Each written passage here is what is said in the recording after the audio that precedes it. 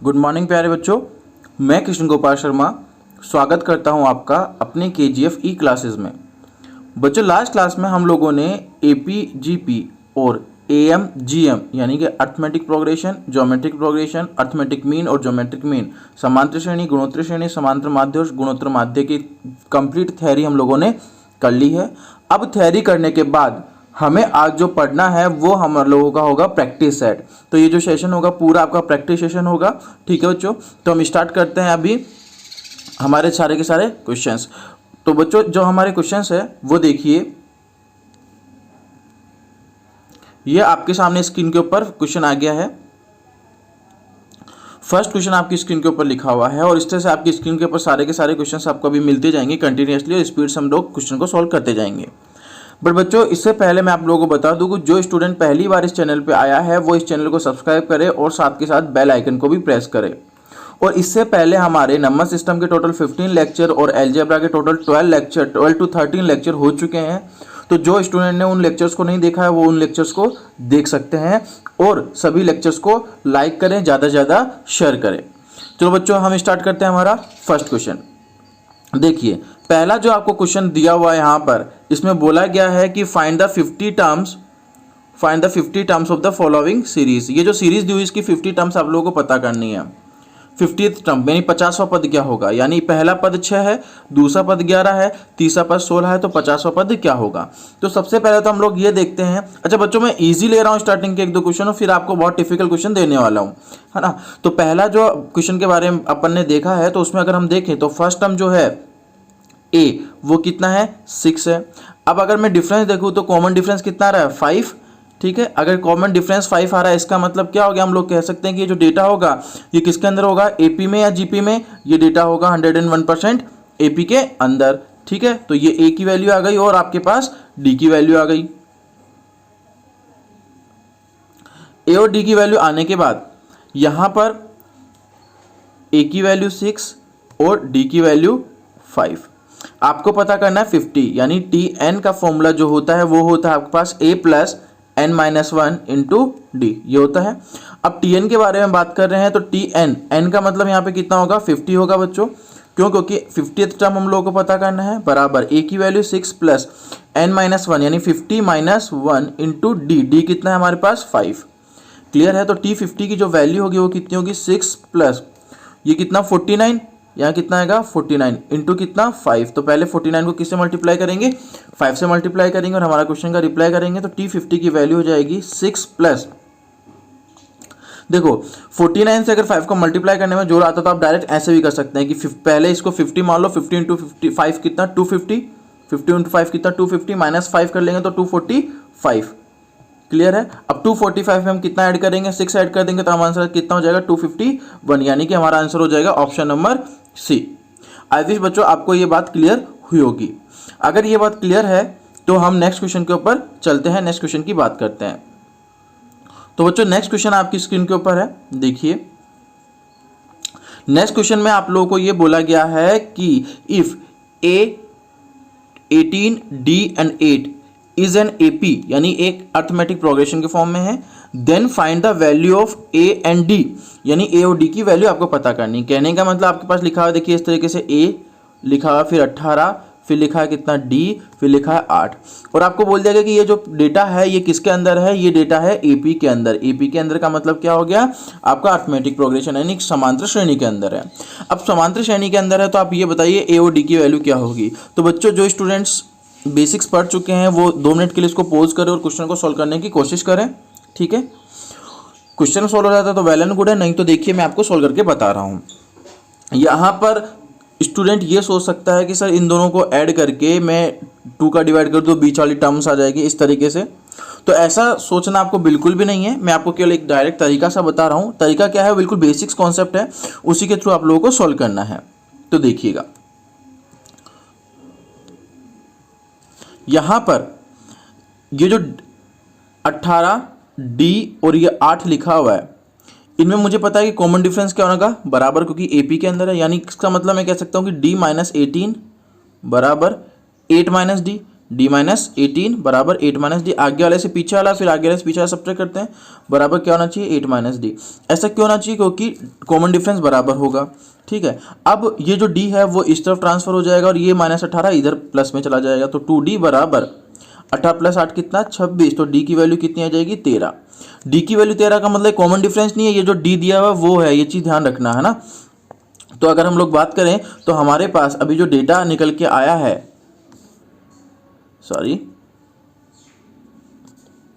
हमारे पास जो डेटा निकल के आया वो इस डी की वैल्यू निकल के आई है कितनी 13। तो अब हम लोगों को बताना क्या था, ए और डी की वैल्यू। अब ए और डी के लिए या तो डी तो कितना आ गया 13, तो फटाफट से ऑप्शन में देखते हैं 13 किसमें है, इसमें नहीं है, इसमें भी नहीं है, इसमें भी नहीं है, इसमें है। इसका मतलब आंसर तो हमारा क्या होगा, ये 4th वाला होगा। तो डी की वैल्यू तो 13 हम लोगों ने पता कर ली और एग्जाम में डायरेक्ट इस तरह से आंसर देना है, ऑप्शन देखते ही 23 निकालने की नीड नहीं होनी चाहिए फिर। बट फिर भी अपन यहाँ तो निकाल के देखेंगे कि सर 23 कैसे निकाला जा सकता है। बिल्कुल, तो देखिए अभी हम लोगों ने जो देखा उसमें क्या निकला है हमारे पास सॉल्यूशन ये निकला है कि सर आपने जो बताया यहाँ पर उन सब डेटा के अंदर यहाँ पर डी जो है वो कितना निकला हमारे पास 13 निकला है। तो ये मैं डी को लिख रहा हूँ यहाँ पे 13। जब 13 दिख रहा है इसका मतलब कि इसके अंदर अंतर कितने का हो गया 5 का, और इसके अंदर अंतर कितने का हो गया 5 का, यानी 5 घट रहा है। तो यहाँ से भी तो 5 घटेगा तभी तो 18 आएगा। तो ए पे की जगह हमारे पास कौन सी वैल्यू होनी चाहिए ताकि उसमें से 5 घटाए तो 18 आ जाए। तो ए की जगह हमारे पास कितना होना चाहिए 23 होना चाहिए, क्योंकि 23 में से 5 घटाता हूँ तो कितना आएगा 18 आएगा। क्लियर है बच्चों, आई विश ये बात आप लोगों को समझ में आई होगी। अगर ये बात आपको क्लियर हो गई है तो फिर हम बात करते हैं अब नेक्स्ट क्वेश्चन के बारे में। तो बच्चों अब देखिए आपके पास जो नेक्स्ट क्वेश्चन है वो समझिएगा। नेक्स्ट क्वेश्चन आपके पास दिया हुआ, find the sum of all 3 digits number which are divided by 5। यानी 3 अंकों की जितनी भी दुनिया में संख्या हो सकती है उन सभी संख्याओं का योगफल पता करना है। पर वो कौन सी संख्या जो कि किससे विभाजित हो, 5 से पूर्णतया विभाजित हो, है ना। फर्स्ट टर्म जो हमारे पास होगा इसके अंदर देखिए वो क्या होगा, वो होगा हमारा सबसे पहले, अगर क्योंकि इसमें बोला गया है 3 डिजिट का 3 डिजिट के सारे नंबर का एडिशन आपको पता करना है। तो 3 डिजिट के अगर मैं नंबर्स के बारे में बात करूँ तो सबसे पहला जो नंबर होगा वो कितना होगा आपके पास, वो होगा 100 होगा। तो देखिए बच्चों यहाँ पर आपको बोल दिया गया है 5 से डिविजिबल होना चाहिए और 3 डिजिट का नंबर होना चाहिए। अगर मैं 3 डिजिट के नंबर की बात करूँ तो देखो 3 डिजिट का सबसे पहला नंबर क्या होता है 100, ठीक है, और सबसे लास्ट वाला नंबर क्या होता है 995, ये नंबर होता है। अच्छा, इनके बीच में भी चलते जाएंगे कौन से, जैसे 105 आ गया या 110 आ गया, 110 आ गया, और ये जो सिक्वेंस है लगातार क्या होती चली जाएगी, चलती चली जाएगी। इस तरह से हमारे पास क्वेश्चन होगा। अब आप लोगों को बोला गया कि इन सब का एडिशन बताइए भैया कितना होगा, यही एडिशन हम लोगों को यहाँ पर बताना होगा। ठीक है, अब इस एडिशन को बताने के लिए हम लोगों को दिख रहा है कि ये सारा का सारा जो प्रोसेस है ये किसके अंदर है, ये सारा का सारा प्रोसेस हमारा एपी के अंदर चल रहा है। क्यों, क्योंकि कॉमन डिफरेंस कितना आ रहा है 5। तो देखो अगर मैं देखूँ यहाँ पर तो ए के बारे में बात करूँ तो ए तो 100 हो गया, ठीक है, कॉमन डिफरेंस कितना हो गया 5। अब हम यहाँ पर सबसे पहले इसका एडिशन करना है। तो एडिशन का फॉर्मूला जो होता है एसएन के 2 फॉर्मूले होते हैं, एक तो होता है n/2 into 2a plus n-1 into D, ये फॉर्मूला होता है। बट हम यहाँ पे ये फॉर्मूला यूज़ नहीं लेंगे। क्यों नहीं लेंगे, हम यहाँ पे दूसरा फॉर्मूला यूज़ लेंगे। और रीज़न क्या है अभी मैं आपको समझाता हूँ। देखो बच्चों रीज़न क्या है इसका, रीज़न ये है कि यहाँ पे मैं लूँगा n/2 first term plus last term. क्यों, क्योंकि फर्स्ट टर्म भी मेरे पास पता है 100 और लास्ट टर्म भी 995 पता है, ताकि फटाफट से इसको सॉल्यूशन कर पाए। अब प्रॉब्लम कौन क्रिएट करेगा, प्रॉब्लम क्रिएट करेगा n। अब n की वैल्यू हम कैसे पता कर सकते हैं, n की वैल्यू बच्चों 2 तरीके से पता कर सकते हैं, या तो फॉर्मूला अप्लाई करके या फिर डायरेक्ट मेथड से। अब डायरेक्ट मेथड क्या होता है उसके बारे में तो मैं थोड़ी सी 2 मिनट बाद बात करूंगा। पहले मैं आपको फॉर्मूले से बेसिक सिखा देता हूँ। पर एग्जाम में फॉर्मूले से नहीं करना, आपको डायरेक्ट ही तरीका यूज लेना है। ठीक है, देखिए फॉर्मूला क्या है, Tn बराबर a plus n-1 into D, ये हमारे पास फॉर्मूला होता है। अब Tn का मतलब पता नहीं, n पद कौन सा है पता नहीं, पर Tn यानी लास्ट टर्म तो कितना है 995 बराबर a की वैल्यू कितनी है हमारे पास 100 प्लस n-1 के बारे में, n के बारे में कोई इन्फॉर्मेशन नहीं है। बात करते हैं d की, d कितना है हमारे पास 5। यहाँ तक लिख लिया है, लिख लिया तो अब आ जाइए इस तरफ। लिखने के बाद हम आगे बात करते हैं, ये 100 इस तरफ जाएगा, माइनस हो जाएगा तो कितना हो जाएगा 895 हो जाएगा बराबर n-1 इंटू कितना 5। अब 5 का यहाँ पे डिवाइड कर देंगे, तो यहाँ पे डिवाइड करूँगा 5 बन जा 5, रिमेनिंग कितना 3, तो यहाँ कितना आएगा 39, 5 से बन जा 35, रिमेनिंग कितना 4, तो 5 9 जा 45। क्लियर है। तो इस तरह से हमने डिवाइड कर लिया भैया। इसके बाद बराबर देखा n-1, 1 जो है इस तरफ ट्रांसफर होगा तो n की वैल्यू कितनी हो जाएगी 180, यानी टोटल नंबर ऑफ टर्म्स कितनी है 180। क्लियर है। तो ये टर्म्स तो हम लोग पता कर पाएंगे इजीली कि सर किस तरह से पता कर सकते हैं, है ना। तो ये 180 वाली टर्म पता हो गई। अब देखो इसमें बहुत सारा मेहनत मजदूरी करनी पड़ी है। अगर सर ये मेहनत मजदूरी ना करनी पड़े हमें तो ज़्यादा बढ़िया होगा क्या, बिल्कुल ज़्यादा बढ़िया होगा। कैसे बढ़िया होगा वो देखिए, मैं इसको हटा रहा हूँ, ठीक है, ये लो मैंने इसको हटा दिया। अब सपोज कोई आपको फटाफट से ऐसे बोल दे, इस तरह से आपको बता दे कि भैया आपके पास जो n है वो इतना है, n की वैल्यू आपको कोई दे दे, तो आपका आंसर फटाफट से निकलेगा नहीं निकलेगा, आंसर फटाफट से आ जाएगा हम लोगों का, है ना। जब आंसर अगर फटाफट से हम लोगों का आ जाएगा तो हम n की वैल्यू पता करने का तरीका देखते हैं। देखिए n कैसे पता करते हैं। अभी आपको बोला गया है कि 1 से लेकर 195 तक को कोई नंबर आपके पास, ठीक है, 1 से लेकर 195 तक का कोई नंबर है, सॉरी 995 तक का। अब इसमें टोटल कितनी संख्या जो 5 से डिविजिबल होगी, 1 से लेकर 195 तक की बात कर रहा हूं मैं, जिसके अंदर 5 ऐसी कितनी संख्या जो 5 से डिवाइड होगी। तो बच्चों डायरेक्ट इसको 5 से डिवाइड कर लिया करो आप, आंसर आपको मिल जाएगा यहीं पर। देखो 5 से अगर मैं डिवाइड करूंगा तो 5 एकम 5 बचा कितना 9, तो 49 हो गया। 5 9 जा 45, यानी 5 गुणा 9 45, बचा कितना 4 फिर 5, तो कितना आ गया हमारे पास 199। तो ये अगर मैं डिवाइड करूं यहाँ पर तो 5 से कितनी बार डिवाइड जा रहा है 199 टाइम डिवाइड जा रहा है। चलो जी ठीक है। पर अब आपको तो ये नहीं बोला है ना कि 1 से लेकर 195 तक कितनी संख्या डिवाइड हो सकती है, नहीं, आपको तो ये बोला है बच्चों कि 100 से 995 तक कितनी संख्या डिवाइड हो सकती है। इसका मतलब 1 से लेकर मैंने 995 तक तो पता कर लिया कितनी संख्या, और 1 से लेकर 99 तक का भी पता कर लूं, और 99 वाला उसमें से क्या कर दूं घटा दूं, तो आंसर मिल सकता है ना। तो देखिए आराम से इसको समझिएगा, समझने के बाद आप लोगों के लिए एग्जाम के पॉइंट ऑफ व्यू से बहुत ज़्यादा इजी डेटा हो जाएगा, ताकि आप इजीली कर पाएंगे। तो मैंने क्या किया 99 में भी किसका डिवाइड कर दिया 5 का डिवाइड कर दिया। अगर 99 में 5 का डिवाइड करता हूं तो देखिए कितनी बार जाता है 19 बार जाता है ना। और एक बार मैंने क्या किया था 995 में 5 का डिवाइड किया था, तो कितनी बार गया था 199 टाइम गया था। तो हमें तो 99 से बड़ा यानी 100 से लेकर 995 तक पता करना है, तो इन दोनों को घटा दो, 199 माइनस 19 तो कितना जाएगा 180। तो डायरेक्ट n की वैल्यू यहां से हम पता कर सकते हैं 180। इसकी आपको बच्चों प्रैक्टिस करनी पड़ेगी, अगर प्रैक्टिस आप लोग कर पाएंगे तो इजीली इस क्वेश्चन को सॉल्व कर पाएंगे। अब n की वैल्यू 180 है, तो फटाफट से हम Sn के बारे में बात करते हैं। ये देखिएगा Sn कितना होगा 180 डिवाइड बाय 2, और यहां पर हमारे पास a कितना है 100 प्लस l की वैल्यू कितनी 995। क्लियर है। इसके बाद आगे बात कर लेते हैं। यहां पर ये दोनों, ये तो मैं डायरेक्ट इसको कट कर देता हूं, कितना जाएगा 90, और इन दोनों को अगर मैं ऐड करूंगा तो कितना जाएगा 1095 1095। अब इसको सोल्व करना है, तो देखो 0 से तो 0 इधर आ ही गया ऑलरेडी। 9 गुणा 5 कितना 45, 4 9 गुणा 9 कितना 81, 4 85 5 ये 8 9 एकम 9, तो 98,550 हमारा आंसर आया है। कितना आया 98,550। अब ये 98,550 कौन से ऑप्शन में है वो हम लोग देख लेते हैं। तो देखिए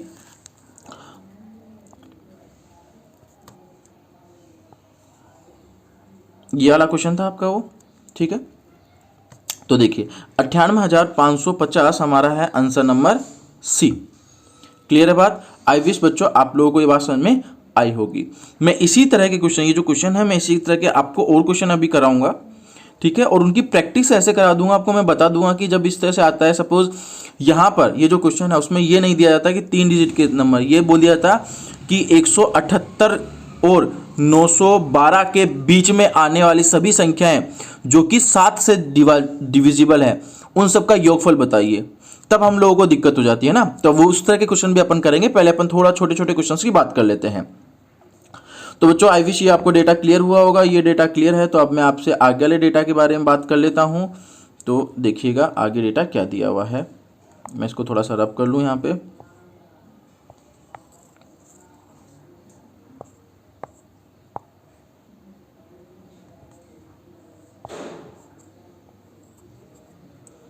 चलो जी बच्चों आ जाते हैं हमारे नेक्स्ट क्वेश्चन के बारे में बात करते हैं।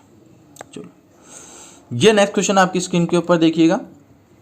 आपको बोला गया है कि sum of some terms of an AP that is 20, 18, 16 is 0, find the number of terms. कहने का मतलब क्या है? कहने का मतलब ये है कि कुछ आपके पास एपी के फॉर्मेट में टर्म्स लिखी हुई है, ठीक है, और वो जो एपी के टर्म में आपके पास फॉर्मेट में टर्म्स लिखी हुई है, उस एपी के टर्म्स में पहला जो पद है वो कितना आपके पास, वो पहला पद है 20। कितना है आपके पास? 20। ये 20 लिखा हुआ है, ठीक है। उसके बाद अगर मैं आगे बात करूँ तो सेकंड जो टर्म है वो कितना लिखा हुआ? 18, यानी कि ये 18 आपके सामने लिखा हुआ है।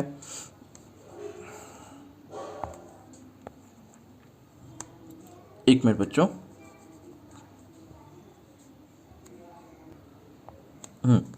देखिएगा, आपके सामने जो फर्स्ट टर्म है वो कितना है? 20 है। सेकंड टर्म कितना है? 18 है। थर्ड टर्म कितना है? 16 है। अब ये बोल रहा है कि ये ऐसे चलता चला जा रहा है, ये एक सीक्वेंस चल रही है। इस सीक्वेंस को मैं जोड़ूं, कितनी कब तक संख्याओं को आगे बढ़ाकर जोड़ूं ताकि उन सबका योगफल कितना आ जाए? 0 आ जाए। कितना आ जाए? 0। इन सबका एडिशन सर 0, सोचने की बात है। सर इन सबका एडिशन 0 क्यों होगा? इन सबका एडिशन तो बच्चों 0 तब हो सकता है जब, देखो ये है क्या है? 20 में से 2 गया 18, फिर 2 गया 16, फिर 2 इस तरह से घटता चला जाएगा, लास्ट में कितना आ जाएगा? 0। पर इन सबको ऐड करने में 0 थोड़ी ना आएगा, नहीं, तो फिर और 2 घटाएंगे तो कितना? -2, फिर घटाते जाएंगे, लास्ट में कितना आ जाएगा? -18, फिर -20, तो +20 से -20 कटेगा, +18 से -18 कटेगा, इस तरह से कट कट के आंसर कितना आएगा? 0 आएगा। क्लियर है बात? आई विश आपको ये बात समझ में आई होगी जो मैं आपको बताना चाह रहा हूँ। तो बच्चों अब हम बात कर लेते हैं हमारे इस क्वेश्चन के बारे में।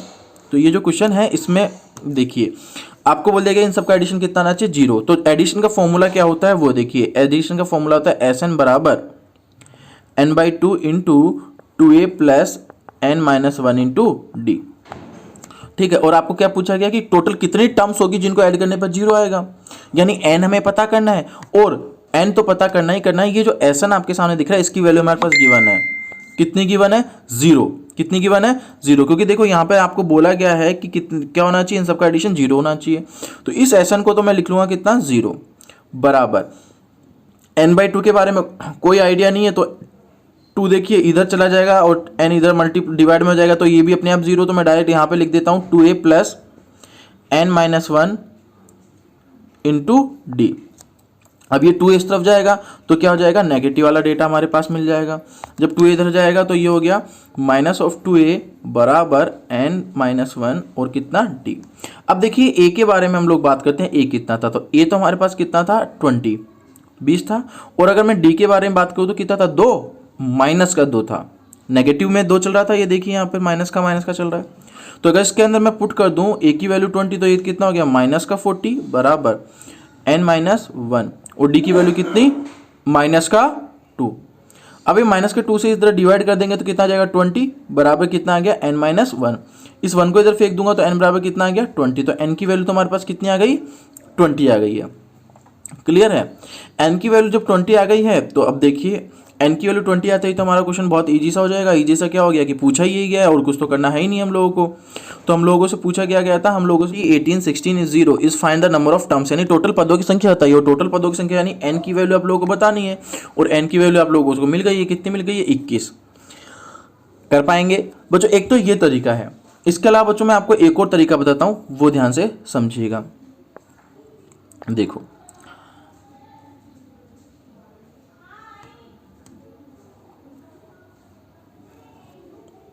यहाँ पर अगर हम नॉर्मली देखें तो यहाँ पे लिखा है 20, यहाँ लिखा है 18, यहाँ लिखा है 16, तो ये इस तरह से चलता जाएगा। कहाँ जाएगा? 0, है ना। तो देखिए 0 से पहले टोटल कितनी टर्म्स लिखी हुई है? 10 टर्म लिखी हुई है ना। और 0 के बाद भी तो 10 टर्म लिखी होगी, क्योंकि 2 + 2 का अंतर है। तो 20 तक अगर मुझे संख्या लिखनी है 2 के अंतर में, तो कितनी संख्या लिख पाऊंगा? 10 संख्या लिख पाऊंगा। ये 10 संख्या हो जाएंगी हमारे पास, है ना। और इधर भी कितनी संख्या होगी? 10 संख्या। क्यों? क्योंकि ये पॉजिटिव से नेगेटिव कैंसिल आउट हो जाएगा। कैंसिल आउट होगा तभी तो आंसर 0 आएगा, और ये 0 खुद अकेला, तो 10 + 10 20, और ये कितना? 21। तो हम डायरेक्ट इस तरह से बता पाएंगे एग्जाम में। अच्छा, ये कई बार क्वेश्चन आ चुका है, तो एग्जाम में हम डायरेक्ट बता पाएंगे कि हम कितनी संख्या हमारे पास है। टोटल हमारे पास संख्या कितनी है? 21 है, जिनका एडिशन कितना होगा? 0 होगा। क्लियर है बच्चों बात? चलो जी, अगर ये बात क्लियर है तो अब मैं नेक्स्ट क्वेश्चन के ऊपर चलता हूं।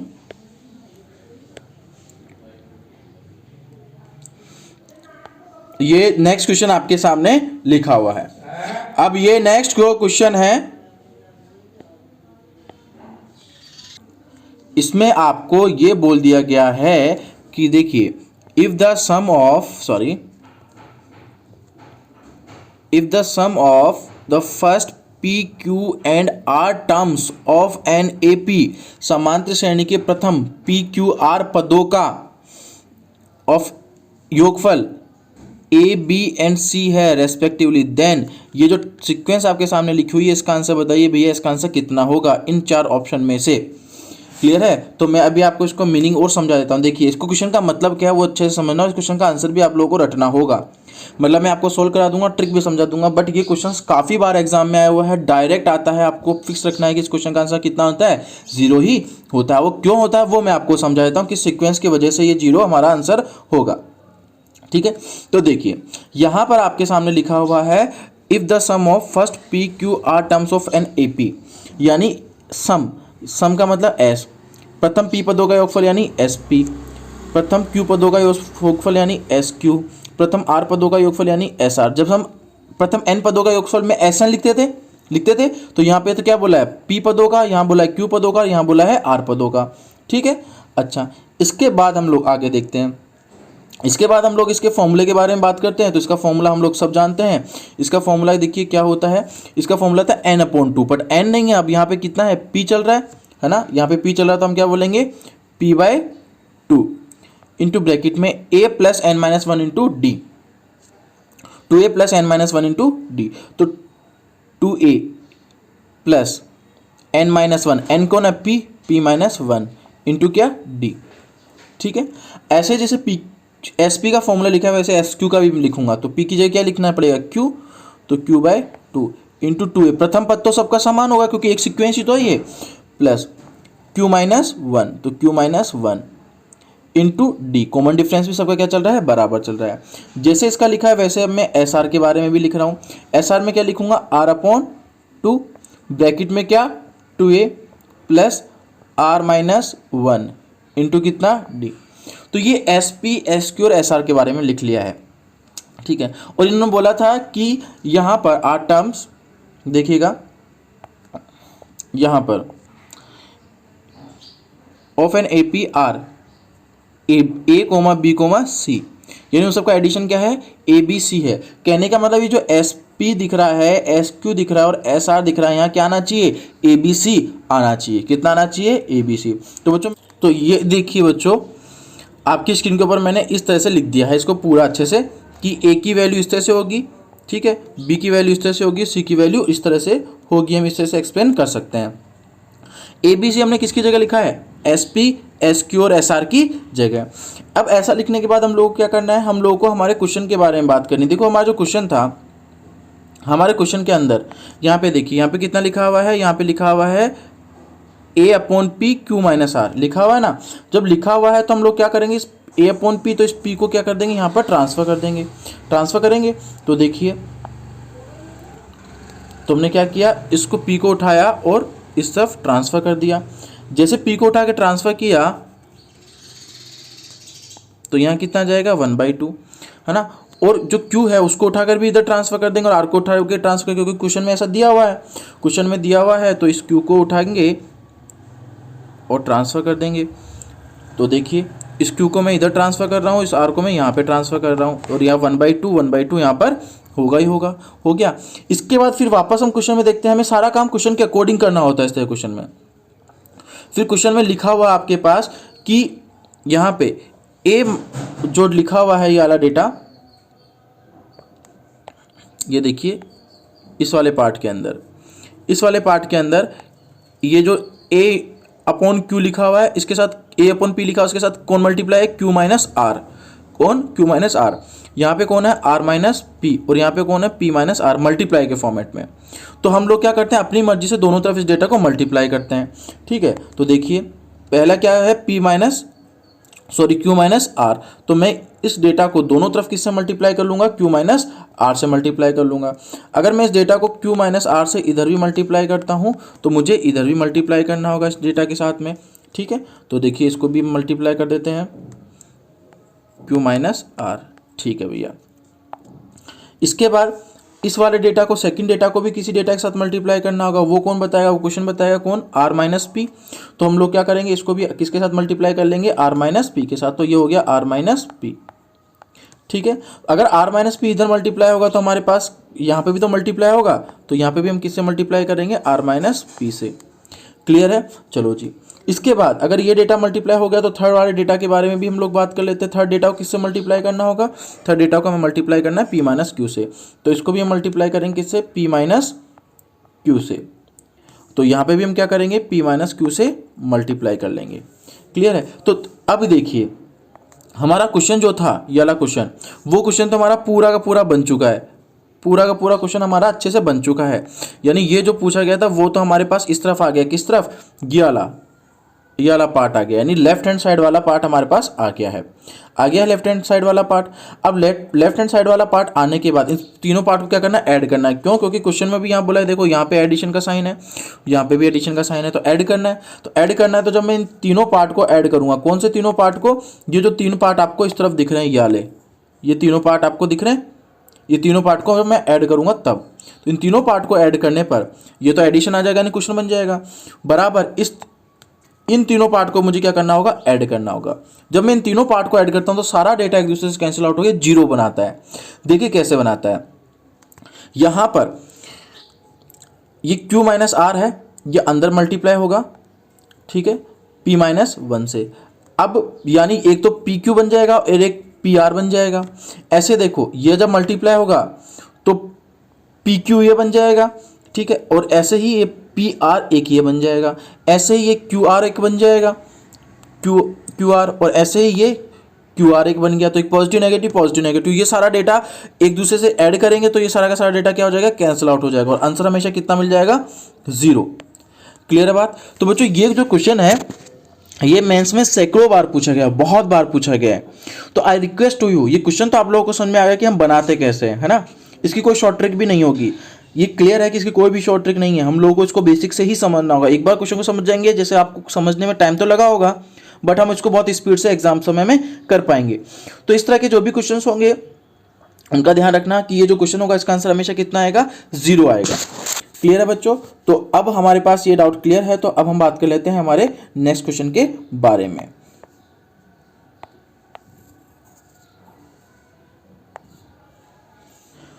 तो देखिए बच्चों, मैं वापस आपको उसी क्वेश्चन के ऊपर लेके आ गया हूं और अभी मैं आपको वापस थोड़ा सा एक्सप्लेन कर देता हूं। देखिए इसमें लिखा हुआ था आपको ये वाला क्वेश्चन कि ये जो ऊपर आपके सामने स्क्रीन के ऊपर दिख रहा है कि ये वाला, इसका एडिशन कितना होगा? इन तीनों का एडिशन ही तो पूछा था। यानी आपको पूछा गया था a upon P into Q minus R, B upon Q into R minus P और C upon R into P minus Q. तो ये कैसे हो सकता था? ये ए बी सी की जो वैल्यू थी वहाँ से पी को ट्रांसफर कर रहा है, क्यू को ट्रांसफर किया, आर को ट्रांसफर किया, उन सबको ऐड करने पर आंसर आया और आंसर कितना था? 0 था। क्लियर है बच्चों बात? अच्छा, ये बात क्लियर है। तो अब हम लोग बात कर लेते हैं आगे नेक्स्ट क्वेश्चन के बारे में। तो देखिए नेक्स्ट क्वेश्चन आपकी स्क्रीन के ऊपर है। नेक्स्ट क्वेश्चन में आप लोगों को बोला क्या गया है? नेक्स्ट क्वेश्चन में आप लोगों को बोला गया है कि यदि find the sum of the series, ये जो सीरीज आपको दी हुई है इसका सम आपको पता करना है। अब इसका सम पता करना है तो आई विश ये तो बहुत इजी सा डेटा होगा, हम लोगों को प्रॉब्लम नहीं आनी चाहिए। इसका सम पता करने के लिए हम लोग इजीली क्वेश्चन है तो कर सकते हैं। आपके पास दिख रहा है ये पूरा किसके अंदर है? एपी के अंदर है। एपी के अंदर है पूरा का पूरा डेटा, तो ये हमारा एपी के अंदर है। एपी के अंदर कैसे है? क्योंकि आपके पास लिखा 2, फिर उसमें लिखा 6, फिर लिखा कितना? 10। तो डिफरेंस कितना आ रहा है? 4 4। तो कॉमन डिफरेंस कितना आ रहा है? 4 4 आ रहा है। जब कॉमन डिफरेंस आ रहा है तो ए की वैल्यू भी हमें लोगों को पता हो गई, डी की वैल्यू पता हो गई, यस और नॉट? चलो जी, तो ए की जो वैल्यू है वो तो कितनी है? 2 है, और डी की जो वैल्यू है वो कितनी है? 4 है। अच्छा, फर्स्ट टर्म तो ये हो गई। अगर मैं लास्ट टर्म के बारे में बात करूँ तो लास्ट टर्म कितनी है? 118 है ना? अब इन सब का एडिशन पता करना है तो एडिशन का फॉर्मूला एसन क्या होता है? n upon 2 into first term plus last term. First term कितना? 2 और लास्ट टर्म कितना? 118, यानी कितना हो गया? 120। 120 में 2 का डिवाइड करेंगे कितना? 60। तो एसन की वैल्यू क्या आ गई? 60 इंटू एन, 60 इंटू एन। अब हमें सबसे वही प्रॉब्लम क्रिएट हो गई कि हमें पता क्या करना है? एन पता करना है, यानी कितने नंबर्स हैं ये हम लोगों को पता करना है। क्लियर है बच्चों? तो अब देखो हम लोग इस तरह के क्वेश्चंस को किस तरह से पता करते हैं। सेम वही प्रोसेस करना होगा। देखिए फॉर्मूला लगाते हैं टी एन का, यहाँ पर टी एन का ही फॉर्मूला आपको लगाना होगा। तो देखिए टी एन बराबर A plus N minus one into D. अच्छा टी एन कितना है लास्ट वाला 118, ठीक है। ए की जो वैल्यू कितनी है 2 है, एन के बारे में पता नहीं है और डी के बारे में कितनी है 4 है। ये 2 उधर जाएगा, सबसे पहले घट जाएगा 116 आ जाएगा, फिर 4 का मैं भाग दूंगा बराबर कितना एन माइनस वन, इस तरह से आएगा। जब 4 का इस डेटा के अंदर भाग दिया जाएगा तो हमारे पास जो डेटा मिलेगा वो मिलेगा, देखिए 4 का भाग दिया कितनी बार 2 बार, तो 4 गुना 2 कितना 8, 2 बार जाएगा, बचा कितना 3, और फिर 4 का भाग दूंगा 9 चौक 36, तो 29 टाइम बराबर n माइनस वन, वन इधर आएगा तो n की वैल्यू कितनी होगी 30, यानी टर्म्स कितनी है 30। अगर 30 टर्म्स है तो हम क्या करेंगे फटाफट से यहाँ पे कितना लिख देंगे 30, तो 60 इंटू कितना 30, और 60 इंटू 30 कितना हो गया हमारा 900, sorry 1800, not to 900, that is 1800। तो हमारा आंसर कितना हो जाएगा 1800। क्लियर है बच्चों बात। तो हम देखते हैं ऑप्शन नंबर कौन सा है, तो कहाँ गया क्वेश्चन, हाँ ये रहा, ये वाला क्वेश्चन था। तो हमारा आंसर कितना आ गया 1800, यानी कि ये वाला ऑप्शन, सी ऑप्शन। क्लियर बच्चों, आई विश आपको बात समझ में आई होगी। बात समझ में आई है तो अब हम बात कर लेते हैं आगे नेक्स्ट क्वेश्चन के बारे में। उससे पहले मैं इसको रब कर लेता हूँ कंप्लीट।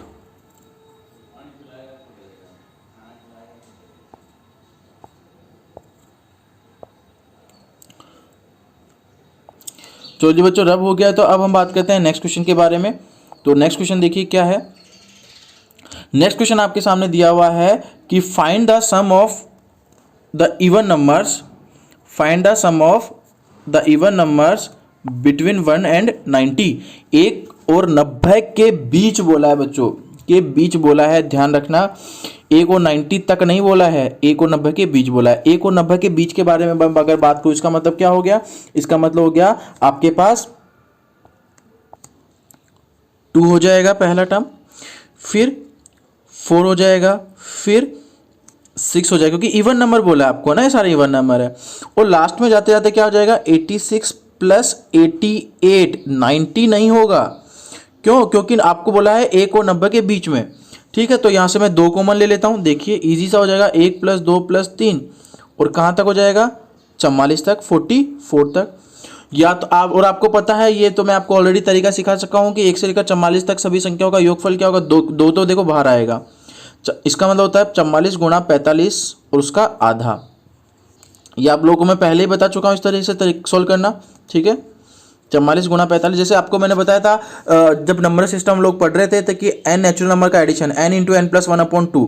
तो ये क्या है, n नंबर कितने हैं, ये आपके सामने जो दिख रहे हैं नंबर, ये यहाँ से लेकर यहाँ तक ये कितने हैं n, तो n यानी 44, तो n इंटू एन प्लस 1 यानी 44 इंटू 45 डिवाइड बाय 2। तो ये जो 2 है, ये 2 से 2 क्या हो जाएगा, कैंसिल आउट हो जाएगा, और इस डेटा को हमें क्या करना पड़ेगा, मल्टीप्लाई करना पड़ेगा। देखो 5 गुना 4 कितना 20, 2, 5 गुना 4 20 और 2 22। फिर आगे बात करते हैं मल्टीप्लाई बाय 4 गुना 4 16, 1 4 गुना 4 16 और 1 17, तो यहाँ आ गया 17, 0 8, ये हो गया 7 और 2 9, और ये हो गया 1, तो 1 9 8 8, यानी 1980 हमारा आंसर आ गया है। हम देखते हैं कि 1980 आया है क्या, बिल्कुल सर 1980 हमारा आंसर आ गया है। और आंसर नंबर कौन सा है, आंसर नंबर आपका सी। क्लियर है बच्चों, आई विश ये बात आप लोगों को समझ में आई होगी। अगर ये बात समझ में आई है तो अब हम बात कर लेते हैं हमारे नेक्स्ट क्वेश्चन के बारे में। तो बच्चों नेक्स्ट क्वेश्चन ये आ गया है स्क्रीन के ऊपर, देखिएगा। इस क्वेश्चन में लिखा हुआ है कि find the sum of all natural numbers between 250 and 1000 which is divided by 3। ये क्वेश्चन मैं आपको समझाने के लिए इंपॉर्टेंट बोल रहा था, है ना। किससे डिविजिबल है, 3 से डिविजिबल है। देखो क्या बोला है, 250 से 1000 के बीच में, 250 से 1000 तक नहीं बोला, यानी 250 और 1000 इसके अंदर इन्वॉल्व नहीं है। क्लियर है बात, इन्वॉल्व नहीं है तो हम लोग क्या करेंगे, इन्वॉल्व नहीं, इसका मतलब कहाँ से इन्वॉल्व है, 251 से लेकर और 999 तक। यानी कहने का मतलब हमारा क्वेश्चन क्या है कि 251 से लेकर 999 तक वो सारे के सारे नंबर जो कि किससे डिविजिबल हो, 3 से डिविजिबल हो। यही तो आप लोगों को बोला गया है, ठीक है। अच्छा, अब इसके लिए हम लोग सबसे पहले तो ये देखते हैं कि सर कितनी संख्या है जो 3 से डिविजिबल है। तो मैं आपको डायरेक्ट बता रहा हूँ, ठीक है। तो देखिएगा, अगर मैं यहाँ पे देखिए आपको पता है सबसे पहले 1000 के बीच तक की संख्या का पता करनी है, 1000 से बीच यानी 1000 से पहले वाली संख्या के बारे में हम लोग बात करेंगे। तो देखो 999, तो 999 में अगर मैं 3 का डिवाइड करूँ तो कितना आता है 333। तो 1 से लेकर 999 तक तो टोटल कितनी संख्या होती है 333 संख्या हो जाए तो 3 से डिविजिबल होती है। पर हमें तो 250 के बीच से आगे तक करना था, यानी 250 से आगे यानी 251 से करना था। तो मैंने आपको बताया था कि इससे पहले वाले नंबर में डिवाइड कर दिया करो आप लोग, ठीक है। तो अब किस में डिवाइड करेंगे 250 में। तो जो 250 है उसमें किसका डिवाइड कर देंगे 3 का। तो अगर 3 का डिवाइड करेंगे तो यहाँ पर 3 से डिवाइड किया कितनी बार जाएगा 8 गुना 3 कितना 24, बचे कितना 1 3 यानी 83 टाइम, यानी 250 तक 83 नंबर्स होते हैं जो कि 3 से डिविजिबल होते हैं। और 1 से लेकर 99 तक कितने नंबर है 333 है जो किससे डिविजिबल होते हैं 3 से। तो इन दोनों के बीच में आना था, ठीक है, इन दोनों के बीच में आना था। तो इन दोनों क्या कर देंगे सब्ट्रैक्ट कर देंगे, यानी 8333 में से कौन सब्ट्रैक्ट हो जाएगा 83 सब्ट्रैक्ट हो जाएगा हमारे पास में। तो हमने इसमें सब्ट्रैक्ट कर दिया कितना 83। तो 3 में से 3 गया तो कितना 0, और ये है 13। तो यहाँ से एक बोरो कर लेंगे, कैरी कर लेंगे 13, 13 में से 13 है, 13 में से 8 सब्ट्रैक्ट करना होगा। 13 में से 8 गया तो कितने बचे 5, तो यहाँ लिख लेंगे कितना 5, और यहाँ कितना हो जाएगा 2। तो कितना हो गया 250। इन टोटल कितनी टर्म्स होती है 250 टर्म्स होती है, यानी कि एन की वैल्यू हमारे पास आ गई है। अब एन की वैल्यू आ गई है तो क्वेश्चन बहुत ही ईजी हो जाएगा, कोई प्रॉब्लम नहीं होगी। देखिए हम इजीली कर पाएंगे। कैसे, हम लोगों को पता है कि अब आपको इन सब का एडिशन पता करना है। एसएन का फॉर्मूला क्या होता है वो देखिएगा। एसएन का जो फॉर्मूला होता है वो क्या होता है, देखिए n/2 into 2a plus n-1 into D. अब हमारे पास देखिए डी तो हमें पता है, कॉमन डिफरेंस कितना होगा 3 होगा। सर कॉमन डिफरेंस 3 क्यों होगा, क्योंकि 3 का डिवाइड जा रहा है ना, जैसे मानो 3 में 3 का डिवाइड जा रहा है तो फिर अगले 3 अंकों बाद यानी 6 में ही 3 का डिवाइड जाता है, फिर 9 में ही 3 का डिवाइड जाता है, फिर 12 में 3 का डिवाइड जाता है। तो कॉमन डिफरेंस तो कितना, जिस नंबर का डिवाइड जा रहा है उतना कॉमन डिफरेंस है, ये कंफर्म मान लो आप। तो कॉमन डिफरेंस कितना हो गया 3। तो यहाँ पे जो डी लिखा हुआ है ये, इसकी वैल्यू तो मिल गई 3। एक का मतलब जानते हैं, एन का मतलब कितना मिल गया 250, हमारे पास आंसर आ गया एन का, ये रहा हमारे पास 250, ठीक है। अब ये एन भी 250 है ना। अब हमें दिक्कत कौन कर रहा है, दिक्कत कर रहा है ए। ये जानते हैं क्या, बिल्कुल हम लोग जानते हैं। कैसे जानते हैं, देखिए ए का मतलब क्या होगा, ए जो होगा वो 250 से बड़ा होगा, 101% 250 से बड़ा होगा। तो मैं पहले क्या करता हूँ 250 में 3 का डिवाइड देने की कोशिश करता हूँ, है ना। तो ये देखिए मैं इसको रब कर देता हूँ थोड़ा सा।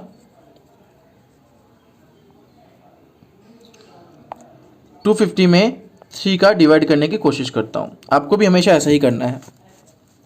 तो 8 गुना 3 कितना 24, बचे कितना 1। अब देता हूँ मैं 10, 10 में क्या 3 का भाग जाता है क्या, नहीं कि तो किस में जाता है 10 के जस्ट आगे 12, 12 में 3 का भाग जाता है। तो 12 एक कब बन सकता था, 12 एक तब बन सकता था, तो यहाँ 0 की जगह में कितना नोट डाउन करता 2 उतारता ऊपर से। इसका मतलब कहने का मतलब अगर यहाँ पे 2 होता, ठीक है, तो मैं यहाँ 2 उतार लेता और पूरी बार चला जाता, कितनी बार 84 बार भाग चला जाता, है ना। तो कहने का मतलब है यहाँ पे 252 एक ऐसा नंबर है जिसमें पहले बार डिवाइड जाएगा 350 से बड़ा नंबर। तो ए की वैल्यू कितनी हो गई 252 हो गई। चलो जी, तो अब ये हो गई है। तो अब देखिए अब क्या ये फॉर्मूला लगाने की जरूरत है क्या, नहीं, हमें तो वही फॉर्मूला लगाएंगे जिस फॉर्मूले के बारे में हम लोग बात कर रहे थे, है ना। वही फॉर्मूला हम लोगों को लगाना होगा। तो देखिए क्या था एसएन का फॉर्मूला, ओरिजिनल फॉर्मूला जो हम यू लेते हैं n/2 first term plus last term. Last term यानी 3 से, देखो n तो हमारे पास कितना आ गया 250 डिवाइड बाई 2, ए कितना है 252, 252 में भाग जाता है। एल लास्ट टर्म कितनी है 999, 399 भी भाग जाता है सबसे लास्ट में ये आ गया है। और इस डेटा को हमें सिंपली सोल्व कर लेना है। जब हम इसको सोल्व करते हैं तो देखिए 999 में 252 मैं ऐड कर रहा हूँ तो कितना होगा 1251, है ना। तो ये कितना हो जाएगा 1251 इंटू कितना 250 डिवाइड बाय कितना 2। ये डेटा हम लोगों को बस सिंपली सॉल्व करना है और हमारा यहाँ पर आंसर मिल जाएगा, ठीक है। अब सॉल्व करने का तरीके तो बच्चों बहुत सारे हैं, तरीके मैं आपको बताऊँ एक अच्छा सा, तो देखिएगा। जैसे हमारे पास ये जो 250 है 2500 है ना, इस 2500 को 250 है, इस 250 को मैं क्या लिख सकता हूँ वो देखो।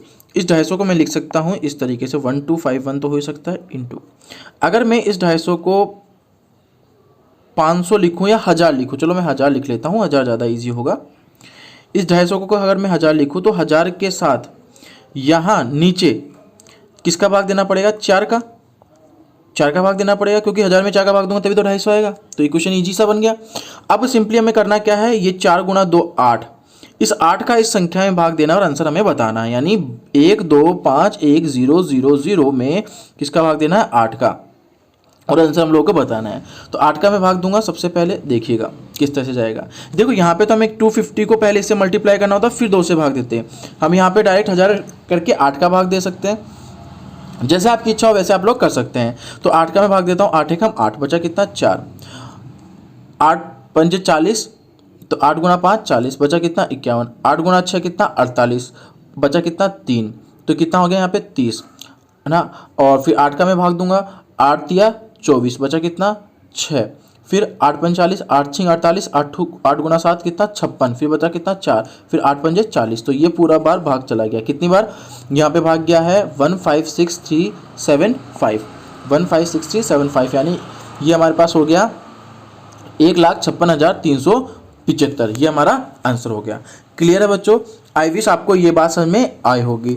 बच्चों ये जो हमारे क्वेश्चंस आप लोगों ने देखे हैं अभी बहुत इजी से क्वेश्चंस थे, बिल्कुल भी डिफिकल्ट क्वेश्चंस नहीं थे इनमें कोई भी, ठीक है। तो अगर ये आप लोगों को पसंद आए हैं तो वेल एंड गुड है। ये इसके बाद ये हमारा प्रैक्टिस सेट फर्स्ट होगा, इसके बाद हम नेक्स्ट यानी कल वाली क्लास में प्रैक्टिस सेट सेकंड करेंगे। ऐसे कम से कम 3 से 4 प्रैक्टिस सेट करेंगे, और 3 से 4 प्रैक्टिस सेट करने के साथ साथ आपको जो लास्ट प्रैक्टिस सेट होगा उसमें मैं इन सभी क्वेश्चन को एक शॉर्ट ट्रिक से करना आपको सिखाऊंगा, ताकि आप लोग अगर शॉर्ट ट्रिक भूल जाते हैं तो आप लोग बेसिक से भी कर पाएँ, जैसे मैंने आपको पूरा बेसिक सिखाया है, और शॉर्ट ट्रिक से भी उन क्वेश्चन को कर पाएँ।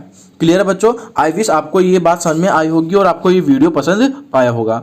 बच्चों अगर ये वीडियो आप लोगों को पसंद आया है तो प्लीज़ इस वीडियो को आप सब्सक्राइब कीजिए, लाइक कीजिए और शेयर कीजिए। जब तक 1000 स्टूडेंट नहीं होंगे तब तक मैं ऑनलाइन नहीं आ पाऊंगा। तो आप लोगों से एक छोटी सी रिक्वेस्ट है बच्चों की, कोशिश कीजिए कि आपके कोई भी फैमिली मेंबर का मतलब मम्मी पापा भाई बहन चाचा ताऊ कोई भी हो सकता है, वो जरूरी नहीं कि वो अपना यूट्यूब चैनल देखें, उनसे केवल उनके फ़ोन से आप लोग सब्सक्राइब करवा दीजिए। सब्सक्राइब करने से क्या होगा, सब्सक्राइब करने से 1000 सब्सक्राइबर जैसे होंगे मैं ऑनलाइन आके आपको पढ़ा पाऊंगा। मुझे इस तरह से आप लोगों को पढ़ाने की नीड नहीं होगी सॉफ्टवेयर यूज़ लेके, क्योंकि मुझे भी ऐसे पढ़ाने में ज़्यादा मज़ा नहीं आता है जब तक बच्चों से इंटरेक्शन ना हो, जैसे हम लोग क्लास में पढ़ते थे। क्लियर है बच्चों? तो क्लास में जैसे पढ़ना चाहते हैं वैसे अगर आप लोग चाहते हैं कि मैं आपको फेस टू फेस पढ़ाऊँ, आप लोग क्वेश्चन पूछ सकें ऑनलाइन ही, मैं आपको ऑनलाइन ही रिप्लाई कर पाऊँ यूट्यूब पर, तो आप लोग एक काम कीजिएगा कि आज अभी इसी वक्त जिस समय आप लोग देख रहे हैं, क्योंकि ये हमारा खत्म हो गया है वीडियो, नेक्स्ट वीडियो कल आएगा, तो इस फ़ोन को साइड में रखो, अपने घर वालों के व्हाट्सएप पे इस में जो चैनल है इसका लिंक सेंड कर दो जो मैं आपको सेंड करता हूँ, और वहाँ पे जाके या फिर यूट्यूब में जाकर सभी मेंबर्स के KGF ई क्लासेस सर्च करके उसको सब्सक्राइब करो। फैमिली में लगभग 4-5 मेंबर होते हैं, 3-4-5 एंड्रॉयड फ़ोन सबके पास होता है, तो आप लोग वहाँ से सब्सक्राइब उस पर जाकर सब्सक्राइब कर दीजिएगा। और इसी के साथ साथ आपके जो भी कजिन्स वगैरह हैं उनको आप कॉल की करके या मैसेज के थ्रू व्हाट्सएप के जैसे भी हो, इट्स योर ड्यूटी बच्चों कि आप लोग ज़्यादा से ज़्यादा सब्सक्राइब करवाएं, ताकि हम लोग ऑनलाइन आ पाएँ और आप लोगों को बहुत अच्छे से प्रॉफिट हो पाए। ठीक है बच्चों, तो आज की क्लास यहीं समाप्त करते हैं, मिलते हैं कल, तब तक के लिए जय हिंद जय भारत।